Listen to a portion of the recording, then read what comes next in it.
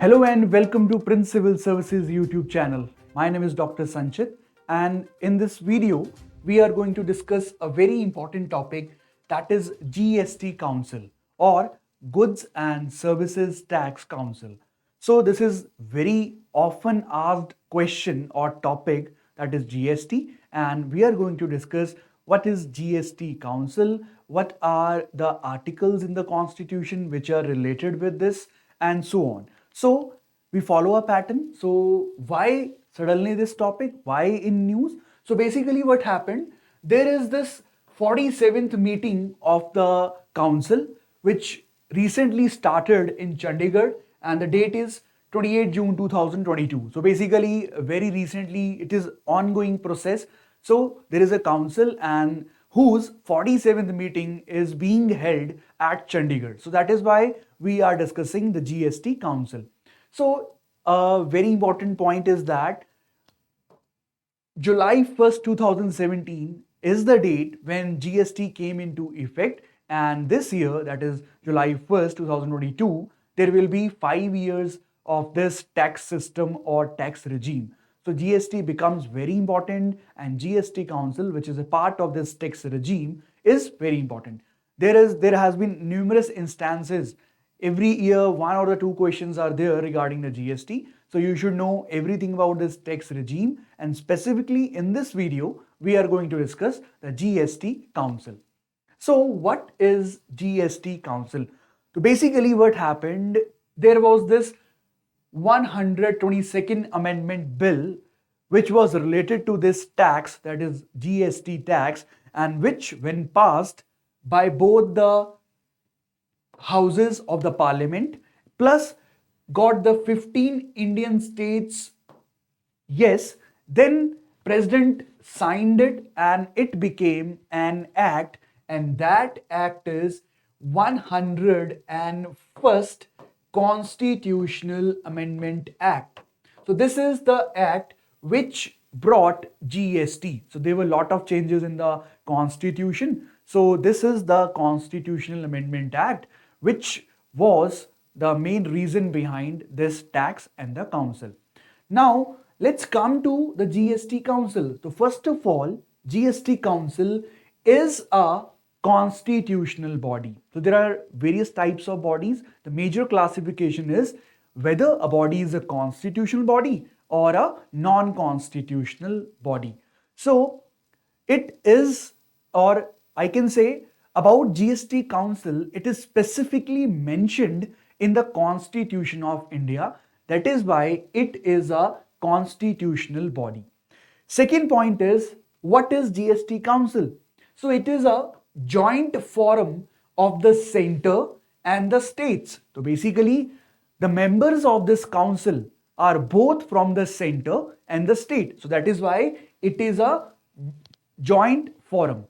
And you should remember that as per this Amendment Act, Article 279A was inserted into the Constitution, and this article deals specifically with the GST Council. So you can see a joint forum and was set up by President. Who sets up the council? President. And what is the article? 279A(1).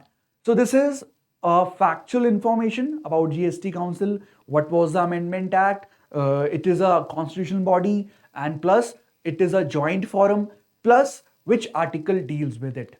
Now, important question is, who are the members of GST Council? So council is a kind of a body, organization, institution. So there must be members. So there are both center's participation as well as state participation. So from center, who participates or who becomes the member of this council? Basically, Union Finance Minister is the member, and he is the chairperson of this council. So first member, Union Finance Minister. Second is Union Minister of State for Finance or Revenue. So one Union Minister of State dealing with finance or revenue, they are the two representatives of the center. So this is center's participation. Second is state participation. So each state can nominate a minister in charge of finance or taxation or any other minister as a member. So it is up to the state that they can either nominate minister in charge of finance or taxation or any other minister as a member. So you can see there is both participation of center as well as state. So that is why it is a joint forum. So it is a joint forum. Okay. Now, the members of the council. So this is very important point. You have a chairperson who is the union finance minister. Now there will be a vice chairperson, but who is going to become the vice chairperson? So it depends on the members of the council from states. So what is vice chairperson's criteria? So basically all the members from the state, they are going to choose one amongst themselves. So they basically all the state, whatever there are members, so they will select among themselves one member as the vice chairperson of the council. So this is the constitution of GST council or the membership of GST council. Next, why was the council set up? So basically, what is the function of the council? So I already told you, Article 279A deals with everything GST council has to do. Now, what is the mandate? What is the function? So basically, this council function is to make recommendations to union and the state on which issues, like any issue related with GST, like what goods should be included under GST or what goods or services should be exempted from GST. So this is the main function, that there is a list of exemptions, there is a list of inclusion. So what should be included in this and what should be exempted from GST. Second is model GST laws. So these are some of the functions. This council has to make recommendations. Another is it also decides on various rate slabs of GST. Let me just tell you that there are 4 slabs. Slab of 5%, 12%, 18% and last is 28%. So these are the 4 slabs. These are the 4 slabs under which any good can be placed. Okay, so who decides the various rate slabs? So it is all decided by the council, that is GST council. So these are the main functions. Now, let me just tell you a very current affair based news. So recently there was a Supreme Court decision which came in May 2022.